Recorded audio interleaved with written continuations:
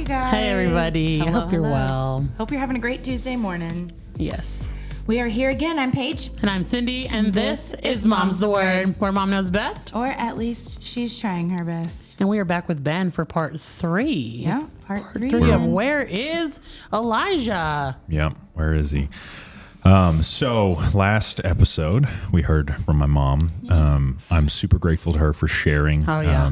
I asked her for 15 minutes, and she gave us like 50. Yeah. And she, obviously, like you guys see, we're aligned in the way that we feel about this event and the sorrow that we went through and the nightmare that we're still living, you know. Yeah.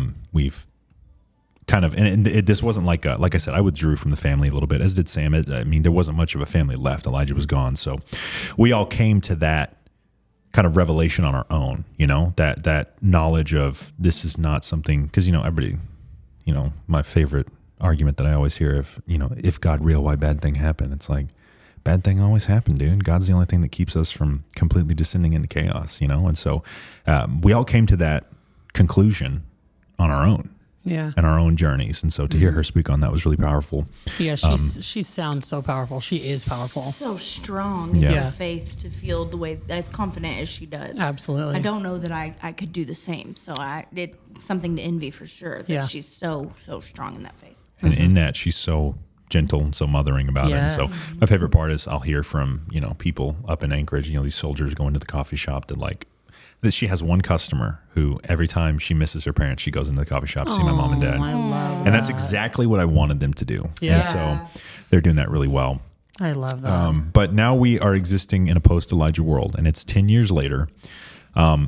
In betwixt all of that, you know, like I had mentioned last episode, I faded into the culture and the busyness of the upper room. I, you know, played the djembe in some prayer sets, and like I said, my ex-wife was CFO. We had kids, and I ran the coffee shop, so I was kind of inundated in the upper room culture. Yeah. And you're really on fire for God, even post Elijah. That's kind of what saved me, was just pushing into that. But I think the coffee shop is actually what brought about my removal from the upper room, and that's a core part of the Elijah story, is what pulled me out of the upper room, because, you know, we went from my ex-wife and I being highly involved in the upper room to then, you know, us being divorced and us not being a part of the upper room now. And so I've been running their coffee shop. So the coffee shop is connected to the upper room. So it was. It's not functioning anymore. But yeah, so it was owned by, I'm trying to remember all the LLCs, because Freeland has a bunch of companies under him. And ministries and stuff like that he's connected to. So you can go on, you know, I go on Visipedia and like I'll follow the trail. You know, I was doing it the other day, and I learned of like people who were on the board of Oaklawn Coffee that I didn't even know were on the board of it. You know, certain people who call and tell you your brother canceled his ticket, and so stuff like that. Yeah, that guy was very, very involved. Yeah. I don't think you named him. No, his name's also Michael. I will tell you, you know, I don't want a lot of Michaels. You know, a lot of MMs. Michael Malden, Michael Moore, Michael Miller. Wow. As a matter of fact, there's another Michael Miller. We call him Michael Hatzmiller. Michael Thomas. Shout out to him if you're watching this. He and I, you know, I love that guy. He's awesome, for real. He's a good MM. Yeah, MMs are everywhere. Yeah, a lot of MMs. But this individual fellow, at one point, you know, he's basically the biggest point of concern for most people, because at one point, I might pull this out. I'm gonna have to reach out to the guy and see if he's okay with me sharing this. I'm not gonna name him, but he kind of learned about what was going on, and he learned about, you know, Mike Moore and what Mike Moore was involved in, and some of the rumors he had heard about Mike Moore.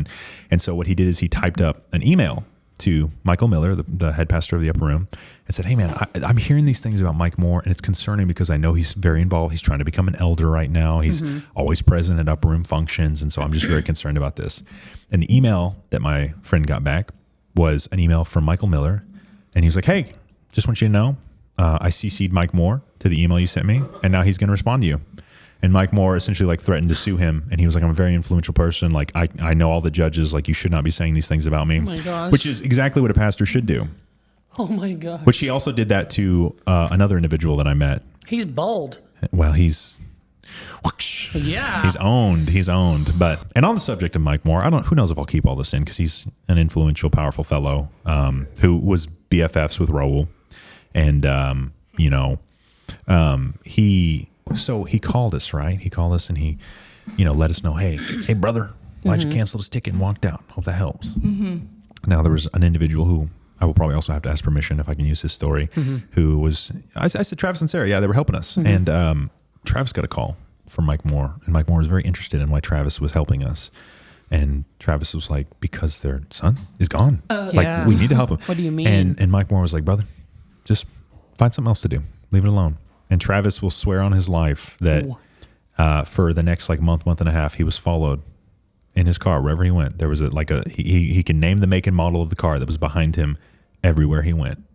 And, he noticed it after about a week and a half, he thinks. And he, of course, like every person, you think you're crazy. Like, who hasn't been driving? At one point, you're like, dude, why is that guy taking every turn? He's followed me from 75 into my neighbor. Like, maybe I'm going to take the long way home. We've all done that. And I don't think that's embarrassing. Paranoia is important. But this dude legit followed him, go to the same grocery stores he was going to, everything. And so when I learned that, I was like, well, fuck, man. We probably were all followed by somebody at some point. And like my mom said, these are powerful people.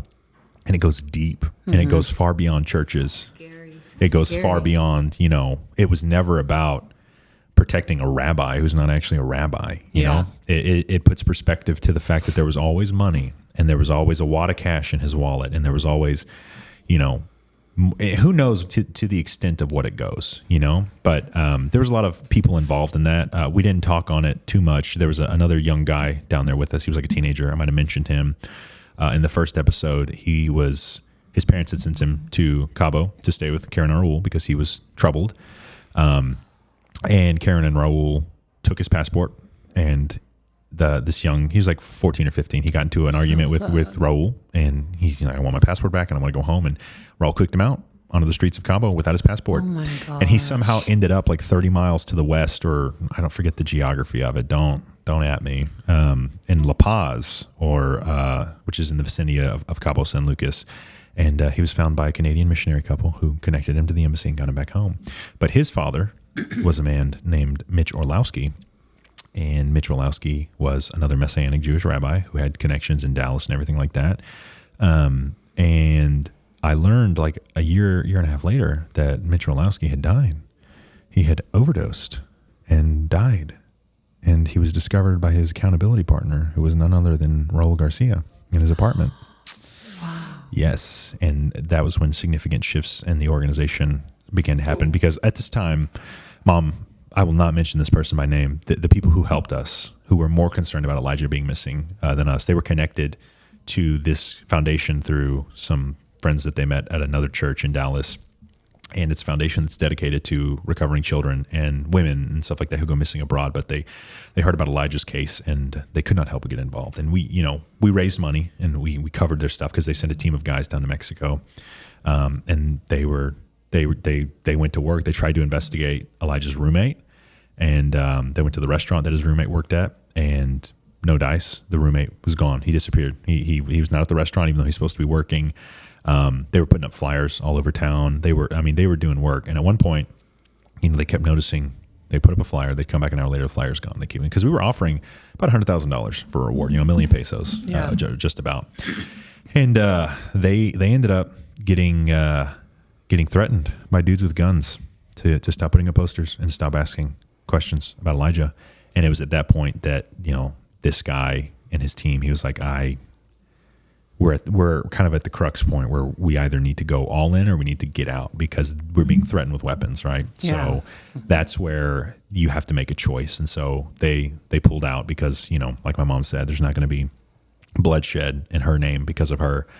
And I spoke with him several times, and I asked his opinion, and because, like my mom and dad said, I don't know where they stand on it. They might have accepted, but they might still believe that, he could be alive. He could be, a slave somewhere, because slavery is alive and well in Mexico when it comes to the cartel, and all over the world. But I just asked him, like, be straight with me. What do you think happened? And he's like, man, I think your brother saw something he wasn't supposed to see, or heard something he wasn't supposed to hear. And he confronted Raul on it. And because the congregation reported seeing him and Raul get into not physical, but like a verbal altercation the night before he went missing. Elijah was very frustrated, angry about something. And he left. And that was, he went to go see a movie with some friends, and then he just was never heard from again. And he was most concerned and most perplexed by the fact that Elijah went missing without a trace. You know, somebody dies in Mexico. That's the way it is. You know, that happens in Mexico a lot. A lot of people die in Mexico every single day. As you know, cartel related violence, political instability, that kind of stuff. But when you go missing, when you disappear without a trace, there is a concerted effort behind that disappearance. It is not just, we're going to kill this guy and dig a hole and put him in there. It is, we're going to remove this person without a trace. We're going to obfuscate any route that people could follow to find out what happened to him. And we're going to go to great lengths to silence people who are trying to figure out where he went. So as we know, we were funding people to find him, and it's expensive. I can't imagine that there was a charity dedicated to covering up my brother's disappearance, where they were accepting volunteers to come threaten people asking questions. So that is what was most perplexing to him, is that there was a real effort and a lot of money put behind making him disappear and making sure nothing was ever found about him. And we're simple East Texas folk. We're not important. And that lends credence to the fact that he saw or heard something that could have cost somebody something. And that was his opinion. And like I said, from the get-go, I pretty much accepted that Elijah was dead because I had to. The reality of him being alive was much worse, you know? And I still dream about him. I still have dreams where he's just like, shows up to my house. He's like, "What's up, dude? Like, let's go see a movie." Like nothing ever happened. And I try to ask him, like, where have you been? He's like, you know, I have nightmares sometimes that like he really did run off with a girl, you know, he really did. He shows back up. He's like, "Dude, sorry. Like, I just wanted to live my own life for a decade." And like, I think about that. What would I do if he had really, you know, if I found out that my brother voluntarily put us all through this for a decade, what weighs more, my hatred of him for doing that to us or my relief that he's back? I don't know. But the reality is he's gone. And we've got a footstone buried in Nacogdoches at the foot of one of his favorite trees in our yard that says his name on it and his favorite verse from the Bible. You know, "It is well with my soul." Or that might not even be a verse from the Bible. It's a hymn. Sorry. It's one of his favorite hymns. That was Elijah's whole thing, you know? Yeah. Through his divorce with Jessica, through all the pain, it is well with my soul. And I think that is where he would want us to be, you know, it is well with our soul. And, you know, because like my mom said, he knew the risks and he chose to go. And I think if God had told him, "Hey man, if you go, you aren't coming home," he still would have gone, because that's the kind of guy Elijah was. I wouldn't have gone. Yeah. I'll tell you that from the get-go. And so my mom likes to theorize. And I think I agree that, you know, I was the prize that they were after. I was young. I was charismatic. I wanted to open a coffee shop. They were like, "We'll fund your coffee shop. Get married, bring your wife down here, move down here with us. We'll open a coffee shop for you." And introducing me as part of the organization. You know, I would have been the next son, you know, the son of the rabbi. And I was young and impressionable. And Elijah prevented that. And Elijah, you know, I always talk about my last memory was like me taking care of him, but I guess in reality, he took care of me in that, and he protected me, and probably much better ways that could have happened. But wow, you know, so crazy to think about it that way. It is, but those are the things you do when you're in grief, and I think people who have lost a loved one will know. Like, grief is a horrible journey. I personally feel a great debt that I owe to Elijah. Just to get answers. I don't accept the lack of answers. I don't accept the lack of accountability. And my mom and dad have always been fervent that God will exact justice. But I'm of the disposition that if you read through the Bible, when there were people who exacted justice. Now, there were times, you know, in the Bible, in the Old Testament, that armies of angels rode down the hills and destroyed entire armies. But there were also times when people were called to bring that out. And I feel a personal burden in some way to expose these people and to bring light to what they're doing and to find out what's going on with my brother one way or another. And I value being able to share my story here, but I'm not deluded enough to think that this will even make an impact. This story and what happened with Elijah is so cemented, and it has had a decade worth of reinforcing that there is no evidence, there is no facts, there is nothing that can be found. And if there is, I mean, praise God, I hope we find it. But I know that, you know, this is a cold case in a foreign country. A cold case a state over is tough, but a cold case in a foreign country is forget about it. And every angle is a dead end because it feels like they're all a part of it. Yeah. Well, I mean, when a crime happens and you're, interrogating people in the first 2 weeks, the whole nuh-uh doesn't work. You were at the scene of the crime. Nuh-uh. Well, we're a decade later, You argued with him. No. Who said that? I don't know. I don't remember. I don't remember their name. It's been a decade. I don't have it written down. We have testimony from random people who are part of the church who shared with us, who loves Elijah. And they're probably gone. They're probably not a part of the congregation anymore. So what am I going to do? Track down 15 people in Mexico, wherever they may be? Yeah. And it's not possible. And so, because my mom, obviously we all have a message that came from this disappearance. And before I get to that, I do want to touch on my departure from the upper room, because whether I leave it in or not, I just want to say it. I was running their coffee shop, and there came a point in time where, I started working there in 2014. I took over in 2015. We got slapped with a gigantic bill from the IRS from the state of Texas, because sales tax had not been paid for all of 2014. So the bill was like $28,000 owed to the state of Texas. And I was in charge of the shop, and I was being compensated really well to run the shop. I'm not going to lie. And so we worked on a plan to pay it very, very slowly. And, the building that we were inhabiting with the coffee shop was owned by the people who had given a space to the church before. There was a handshake agreement, so there was no lease. We were just doing it month by month, handshake, fist bump. That's all contingent on keeping a good relationship, right? Which was not a priority to Michael at all. They didn't prioritize keeping a good relationship with the owners of this business that had given us a space. So there came a point in time where these guys were like, hey, we need you guys to either sign a lease for way increased rent, or we need you to find a new location. And I was the operator of the store, but I had no equity. I was not on the paperwork. I can't go sit at a meeting and negotiate for the future of the business that I don't own. And so what happened was they essentially presented me with, I was trying to find places to go. I'd find a spot. I'd say, hey, I need you guys to come to this meeting. Well, sorry, man, I think Peter went to a couple of meetings. Peter Lewis, he was the original operator of the coffee shop, Oakland Coffee. But he was also a pastor who had his own ministry and stuff like that.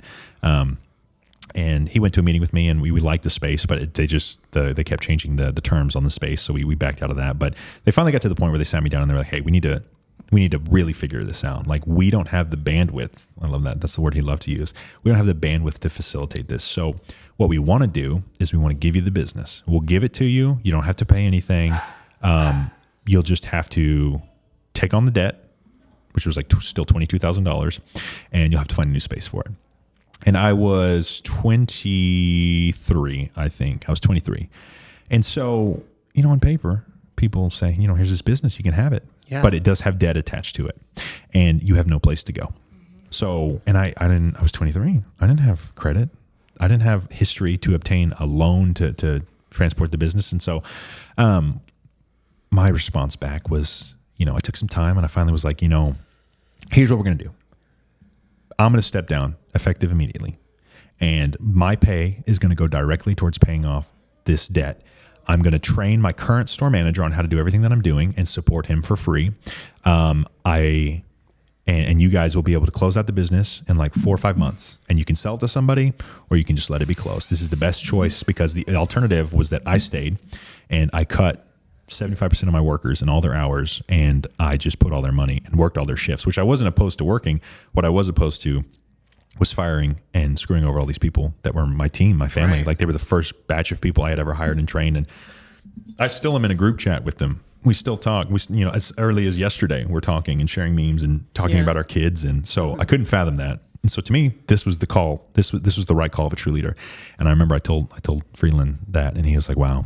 He was like, "I just thought you thought you were more of a man than that." He's like, I thought you really were, better than that. You would have taken ownership of this thing." And I was like, first and foremost, like, this is not my mess. Yeah. I've been running it. I have not been privy. I've talked to the accountants about this issue, and I've done what you guys told me to do. I did not pay sales tax in 2014. Yeah. I was not in charge of that. And so they were very disappointed. And during that meeting, he made a lot of shitty jokes that a pastor shouldn't make, where, because at the time my ex-wife and I were pregnant with William, and we went in there to the meeting. He asked how I was, and I was like, I'm good. I'm just obviously want to figure this out because, we got a kid coming. He's like, yeah, at this rate, you're going to be the one at home breastfeeding the kid while your wife is bringing in the money because she was still their CFO. Yikes. And, I got thick skin. You and I fuck around all the time. But this is the pastor of a church. Mm-hmm. That's different. And just really rubbed me the wrong way. And so at the conclusion of our meeting, I was told, that we're probably going to end up, closing the doors in 3 or 4 months. He's like, don't let any of the staff know. We'll figure out when the right time to tell them is. So I did what any rational, reasonable person would do. And I called a meeting immediately with all of my staff. And I told them like, hey, here's what's going on. Here's where I'm going. I love you guys. I can't fathom screwing you over. So I'm going to figure it out. I'll find a job. I'll figure out what I'm doing. But you guys should prepare to find a new place to work and get that set up. And I mentioned there were several reasons that I was leaving. And there was just like some sketchy stuff with the finances that had caused problems. So we had the meeting. People were upset, but like they really appreciated me biting the bullet, as a leader should. You should take the hit. That's like common leadership is you should take the hit. Not put that on the people who work for you or your congregation. You should figure it out. And so one of my employees, who he and I have since, we've reconciled, and I love him to death, he immediately left that meeting, called Michael Miller, told him everything, told him that I had said this. And so the next day, I get a call from my ex-wife. My wife at the time, it's always confusing, but like you guys said last time, I think that was good. My ex-wife called me and I pick up the phone and it is not her on the line. It is Michael Freeland Miller. And what he has done is he has pulled her out of their staff meeting and he has brought in his elder, Truman Spring. He brought in Elder Truman Spring, who was his lawyer, essentially. And because it was a Matthew 18 moment, a reconciliation. Yeah, you know about that. Matthew 18. All right, we're going to reconcile this before brothers. But it was really strange to me that the Matthew 18 moment involved them pulling my wife out and having her call me so they could ambush me. And what unfolded and what's crazy, he hammers on. This is the one part he hammers on the financial thing. He's like, I need to know what you know about our finances. I was like, what are you talking about? He's like, you said in your meeting there's weird stuff with the finances. I need to know what you know. I was like, that's none of your concern. He's like, your wife is my CFO. It is my concern. I was like, why are you so fixated on this, Michael? What is it about? What do you think I know about the finances that I should know? And he just, I won't say what kind of person he is, but when you challenge people like this, they start to come unhinged a little bit. And that's what began to happen as I pushed back. And because I was pissed off, I laid it out. I was like, why didn't you support my dad? He had one ask, man. He had one ask. My mom had one ask on my dad, who was homicidal, was that you reach out to him, and you were too fucking busy to reach out to him because what? You're playing fucking golf? You're working on the next hot album, the hot merch drop, because we weren't in the worship ministry. We're not cool enough for you. This is my interpretation. I can release the audio and people can let me play the end because it's my favorite. What I'm going to play right now for you guys, and it's my favorite part of this entire call. Like, what do you know about the finances makes it seem like there's some shady things. Yep. When you probably didn't even know. You were just talking about like there's money. I was talking about the sales tax not being paid, man. Yeah, that's and it. A lot of people have been like, well, your ex-wife was the CFO, so maybe she was involved. And I have asked Kira multiple times, and I believe beyond a shadow of a doubt, like, she is my ex-wife, and our divorce was not great, and we're good now. But at no point would I ever believe that she would be complicitly involved in something illegal. Right. And you have my information. You call me. You set something up as you feel led to. But this is what I wanted to do. Just that it hasn't been compromised. And nothing between Kira and you, and so that I'm a man who's totally submitted to authorities around me. And I talked to 2 of them, and this is what they thought I should do as the leader of the spiritual family upper room. And so from here, if you and I need to talk through it, I think we do need someone present to witness and kind of help oversee any conversations that we have in the future. Absolutely. My heart's totally open to you, Ben. But you need to stop talking about the upper room, and you need to stop talking about me. So this was said to me after I simply told my employees that the shop was closing and that there'd been some weird financial stuff. As a so- respectable person running Yeah. an establishment would do. Yeah. But I need to stop talking about the upper room and I need to stop talking about him. And I'm not the only person who has been hurt by them and outcast by them. And I had to Google what he looks like. because, after that, I was out. Yeah. Not only do you lose your entire community, your friends, you're ousted. And the weird part about the upper room is there's seldom anybody who just leaves, right? Yeah. It's always like, oh, well, they were into some stuff that was not good, like, he was into some, he was praying to a God we're not really sure about and blah, blah, blah. And so, but the whole call is 11 minutes. And if you guys have ever heard, he talks about being surrounded by a team of authority, but he's propped up yes men around him, Right. Truman Spring is his lawyer, who's an elder of the church, is that really, we're at this time we were trying to make Mike Moore an elder who was a huge contributor, tons of money going into the upper room. And he also invited Michael to all these lavish parties and they were having a good time. And so who are we really making the elders of our organization? Google him too. Such an odd reaction. It is an odd reaction, especially as a pastor who's hypothetically blameless, to come at me. Because, at the end of the call, what he does is he puts it on you. You come to him. You come to him. It's Matthew 18. He should come to me. But I've now pulled your wife out of a meeting, made her call you, and ambushed you with my elder, my brother. So we have, someone present, this lawyer, and just basically threatened me. Yeah. Which is just not something that a pastor should do, in my opinion. And so after that, Kira and I were already struggling greatly, and You're just looking all these people up. I asked her to. I'm literally Googling all these people's I called faces. her. I called her and I said, I don't want you going back to that place. I don't want you going there. I don't want you working for those people who do that. And I don't want my kids, because my kids were currently in daycare there at the church. And I was like, I want them out. And so she left at that moment. And After this phone call. yeah, after the phone call, because I'd started working in another coffee shop at the time, because I guess they expected me to just be unemployed. That was fun. Both Michael and Peter had come into this coffee shop I was working to have lunch, and they saw me there during the transitional period when I was handing things off to my store manager, and they were very confused as to why I was there. I was like, well, I have a family to support, so I'm going to get another job. I'm not just going to take half pay and transition things and not take care of my family. But that really kind of accelerated things, and I left the upper room, and the only other time I went back was, I think in August of that year.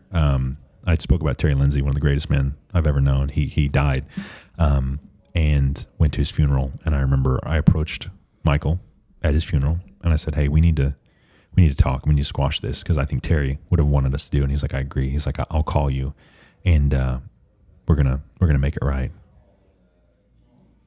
What was that? 2.5? No, I'm sorry. Henry is 5 years, so 5.5 years. Maybe 6 years, no call. That's weird. But that's okay, because my dad's been waiting a decade and he never got a call. This is reality for so many people. And I feel fortunate in my ability to just shut down and live my life. But there is a group of people who have been hurt by the upper room, and I'm fortunate enough to meet with them and talk with them. And some of them were really destroyed by the things that were done to them, said to them, by the way that they were hung out to dry by Michael Freeland Miller and his associates.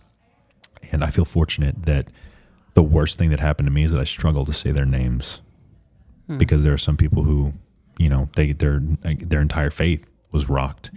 And so what followed was me moving up to Denison to open my coffee shop and going through my divorce and kind of living in the wilderness for a while. I hate to say that I deconstructed my faith, because people typically say that when they're just like, I think deconstruction is thrown around a little too much. I had to break out of all the trauma that had been put on me by a highly emotional, charismatic environment, which I hate even saying that. People do say that church specifically is very highly charismatic. They like love the bomb the worship shit is out of really you. great, They that it's like love so bomb much you. fun. Oh my God, welcome, dude. Yeah. We're so happy you're here. But then you never hear from them again. There's like several circles to that church where people on the worship team are VIPs and they live the good life. But once they figure out you don't really have a use other than just coming to the church, they're not going to make time. You're not going to get on anybody's planner. You're not going to get anybody's schedule. If You have to be useful. If you look up that church, Yeah. there's two things that pop up though. Yep. Yeah. It's that, wow, this is amazing. Mm-hmm. Everybody should go here. Or is this a cult? Is this a cult? Because They're not I have saying a it is, but friend they're that's saying, like, going. yeah, I have a friend. And I don't know. Some of the things she says is weird. And yeah, I've seen a couple of those too. Yeah. I found a 'Cause list one time. It's like 15 been identifying Googling. signs of a cult, and they hit a lot of them. You know, but I don't think something that large can be considered a cult. I think it is I think it is very, a very misguided, and it's a large organization lacking real accountability. Yeah. This you know, if you watch their sermons and stuff like that, which is so fun. Again, who knows how much of this shit? This episode might be 10 minutes long, but Michael Thomas Miller. I know they're both Michael Millers. Thomas Hatz, rock star, great guy. Freeland, fuck him. Hatz went on a podcast and spoke about being let go by this church, and it was horrible. They fucked him over. And the very next Sunday, Michael Freeland Miller preached a sermon on overcoming accusation. He had a word from God that they needed to batten down the hatches, and that they were going to come under attack by false accusations, and which is, again, this is if you abuse spiritual powers, you go into the Bible. If you abuse spiritual authority, it's considered witchcraft. If you're claiming a false word of God to manipulate people, it's actually considered witchcraft. That is what it is.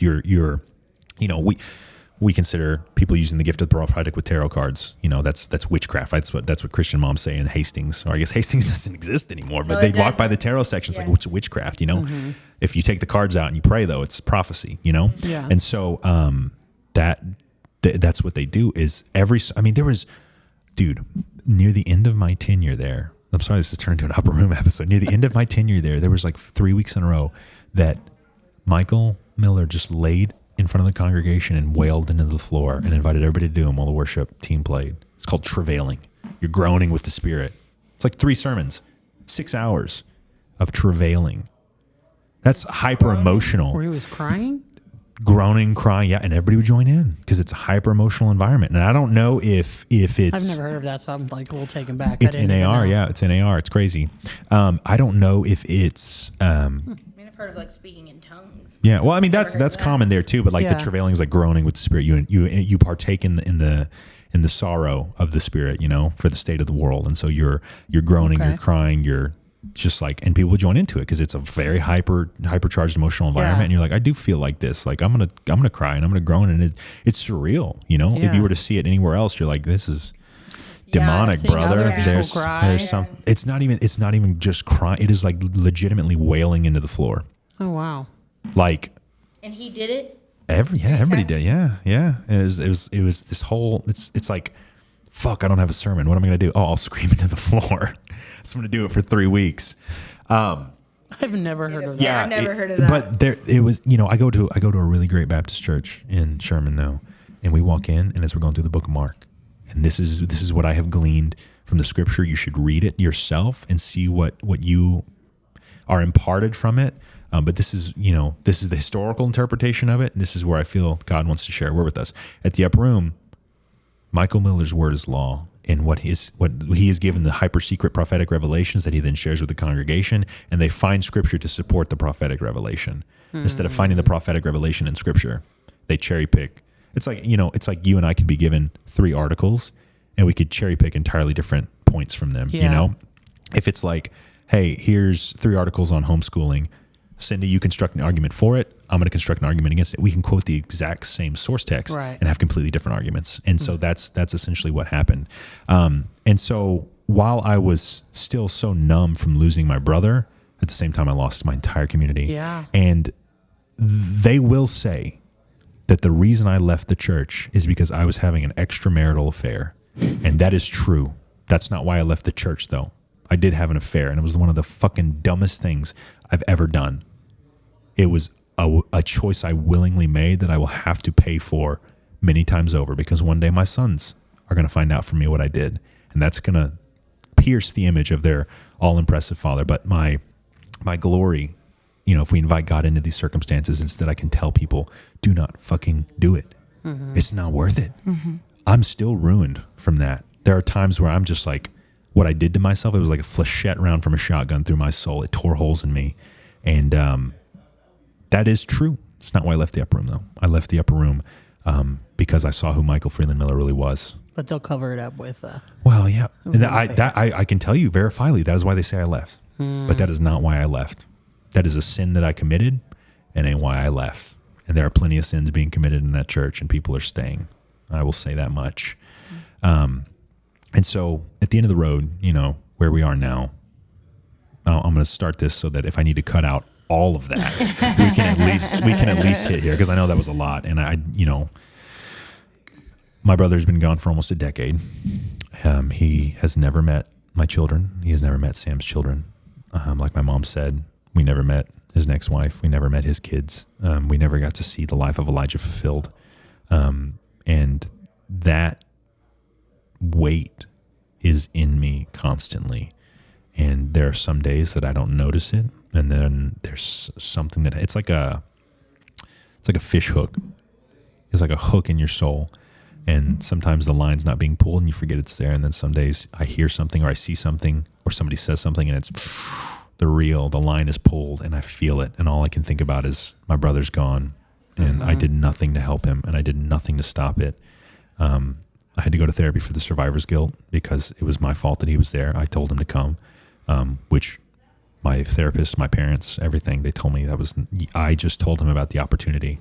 It's always there. And I know it's not my fault, but that guilt is there. That pain is there. That weight is there. I feel like I owe something to the world because this happens, and we're not the only family this has happened to. It's still happening to people today. And there are no resources for people like us who don't have beautiful white blonde daughters who everybody will raise up a storm for. We're just Hispanic people who lost a son in Mexico. And it's really easy to perpetuate a rumor that he's partying. Yeah. And that's probably the easier thing. And so a decade later, my daughter talks about him a lot, which is funny because she's never met him, but she'll randomly be like, man, I miss my uncle. I wish I met Uncle Elijah. And it's like, me too. I think Deadpool versus Wolverine is out right now, and he loved both those characters. He had so many like Wolverine shirts and stuff like that. And so I know I'll go see that and think of him and wish that we could have seen it together and I could have heard him quoted at the most inappropriate times. He was like the living embodiment of like, dude, there are chicks around. Don't do that. Don't say that, bro. You're scaring the chicks, bro. But I found my escape in specific movies, music, art. Video games have been a really good outlet for me. Things dealing with the subjects of brotherhood and stuff like that. I don't think any of your audience will appreciate this, but I recently just finished playing Red Dead Redemption 2, and the conclusion of that game is really powerful. It's a really powerful word on brotherhood, and I just think about my brother, and his story's not done, and I believe we will see a conclusion to it, and I believe that the people who are responsible will be held accountable in some way, and even if it's not me, I mean, they're playing a dangerous game and dealing dangerous cards, and sometimes you get to be rich for a decade or two. Sometimes you overdose on heroin in your apartment.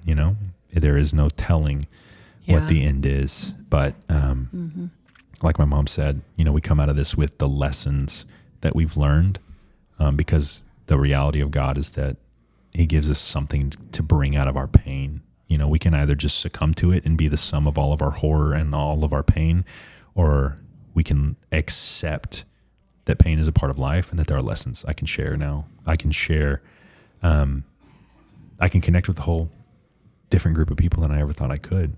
When I was involved in an organization called the Valor Administration, it was an organization that's goal was to create a comprehensive rehabilitation program for veterans, specifically Vietnam veterans. And I have a photo, and I will insert it into the episode because we went to San Antonio for freedom flights. What they do is they take pilots who were in Vietnam who got shot down, taken as POWs, and never got their Finney flight. When you retire as a pilot, you get to take your Finney flight, and you take your flight, come back down, they spray you with champagne on the runway, and it's awesome. But these guys did not. Their Finney flight was parachuting out, getting captured, getting tortured. And I remember the day after the Finney flights, which were amazing, there was a ceremony dedicated to the missing men. And they had 6 places at the table set, 5 for each branch of the military and 6 for civilians. And I remember my good friend Paul Reed, he's a Vietnam veteran. He's got a great book called The Healing Box, which I highly recommend everybody check out. But I remember I have this picture. I sat down at the table because I had to talk to somebody. And I was like, I feel understood for the first time in my entire life. Like, my brother's gone, and I can't believe that he's dead, even though I know he's dead, and I'm angry and I'm confused. And I remember he put his hand on my shoulder and he said, Ben, you get it. You get it.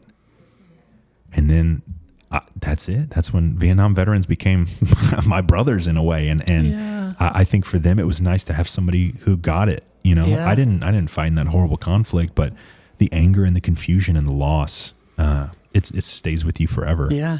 And I think to not use the experience is foolish. And so I know there's people out there who have lost brothers and who have lost children and who have lost fathers and mothers, and it's horrible, and that grief stays with you. And that's like the really beautiful part of grief, is that it's a constant reminder of how important this person was. And it's painful, but it proves that, I think Butters from South Park actually said this in the episode where he gets his heart broken by the Raisins girl. He's crying, and Stan is going through his emo phase, and Stan is like inviting him to be an emo, and Butters is like, well, no, I'm just sad, but that means that at one point I was really, really happy, and that means I'll probably be really, really happy again. And he says some other stuff that's really funny, but it's the thing is, it's stuff like that. When you go through this horrible trauma and grief like that, you watch a show like South Park and you find healing, and you find little bits and pieces that get you through. You can appreciate the subtext of so many different things. And that's, the story's not done. We're still just living it every day, and we'll come up on a decade in January, and who knows what we'll do to honor it. Who knows? Yeah. But to this day, Elijah Hernandez is missing, and I hope we find out some semblance of truth and some conclusion to the story. I hope you do too. Me too. Thank you for sharing this. This was so amazing. Just to even hear your truth in everything, is really, really important to hear. It's been really, really good. Really. Yeah, I know it was heavy. Yeah. Yeah. Yeah. I don't drink, but if I did, I'd be grabbing one right now. If any of this story resonates with any of you, or you heard anything, seen anything, know anything, Yeah. Let us know. let us know. Let Ben know. Please do. Yeah. Thank you guys for listening, letting us share this here on our mom podcast. Yeah. And I thought it was really special that we got to share this, because we love Ben. Ben has now been a part of our Moms of the Word and our lives now. And so when For he a told us, I year. was like, we have to share this. What do you mean? Like, It's important Thank to y'all. you. Thank y'all. you can never overshare it. It's been No. 10 years. Let's keep sharing it, because you never know who's going to hear it. Because we still don't know what happened. That's right. Yeah. So until we appreciate do, y'all. we're going to keep talking about it. Yep. And Yeah. even if he is ran off with somebody, maybe somebody knows that somebody. So, or they listen to Yeah, us. even tell then, us. let us know. Yeah. Just let me know. Yeah. And like I said in the last episode, and I'll say again, don't No. witch hunt any of these people. I know I've named them. I didn't name them for you to witch hunt. I named them because it's important that they're named. And it's important that they know that I have not forgotten, and that it will never be forgotten. One of my favorite verses in the Bible, and one of Elijah's favorite, was what is done in the dark will be brought to the light. He always used to say that to me when he knew that I had done something I wasn't supposed to do. Yeah. And that I would know that he knew. And so what is done in the dark will be brought to the light. And like Cat Williams said in January of this year, this is the year of exposing. Yeah. We've already seen so many people go down this year. So many Yes. horrible True. things exposed. And I'm telling you, this is the Drake, year. Diddy, Yeah. Upper Room Dallas. We can only hope. You're all in the same We bubble, can baby. only- Dang. Whoa. So yeah. Thank you guys. Oh, no. Thank Thanks, you. Ben. Thank you, Ben. Oh. All right. Well, that good. concludes the Moms of the Word true crime Close. element phase. Who knows? We might be back for more. I'll I'm give- feeling maybe- very October's around the somber. corner. Maybe we'll have an So- update in 3 months where it's all been blown up and everything's finally gone down. One can only hope.